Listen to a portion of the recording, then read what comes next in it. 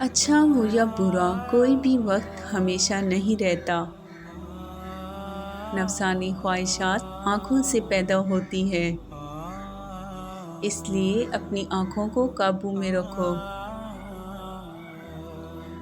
اگر اللہ کی خوشنودی چاہتے ہو تو اپنے گھر والوں سے خوش اخلاقی سے پیش آؤ۔ جو لوگوں کو مصیبت میں چھوڑ کر خدا سے محبت کا دعویٰ کرے، اس کا دعویٰ جھوٹا ہے۔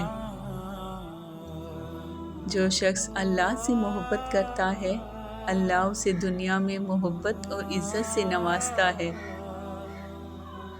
اللہ کی طرف ایک قدم بڑھاؤ، وہ 10 قدم آپ کی طرف بڑھائے گا۔